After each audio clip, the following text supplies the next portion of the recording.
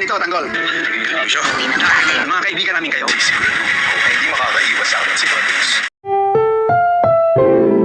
Ang programang ito ay rated SPG, striktong patnubay at gabay ng magulang ang kailangan. Sa pagkatalo ni Pablo kay Tanggol ay pinaghahandaan na nila Tanggol ang pagbabalik ni Pablo at ang mga posibleng mangyari.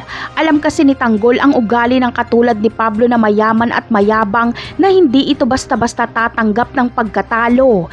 Inaasahan niyang magbabalik sila Pablo at kapag hindi mapagbigyan ng kanilang gusto ay manggugulo ito. Samantala, bagamat natalo ay tuloy pa rin ang panliligaw ni Pablo kay Bubbles.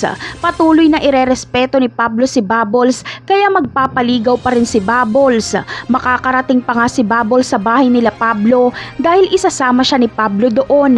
Ipapakilala siya ni Pablo kay Senyora Bettina at Senyor Facundo, ngunit hahamakin lang nila si Bubbles dahil mahirap lang ito.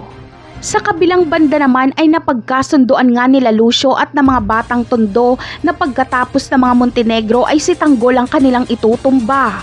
Ngunit hindi nila basta-basta matatalo ang mga Montenegro kaya maiinip na si Edwin.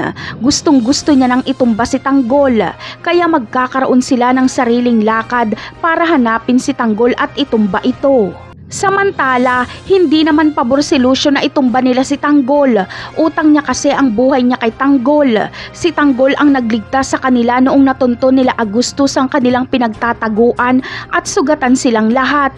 Kaya dapat ay maunang makita ni Lucio si Tanggol para mabalaan niya ito na mag-ingat dahil target siya ng Red Phoenix. Napakarami pa nating dapat abangan sa mga susunod na episode. Paalam!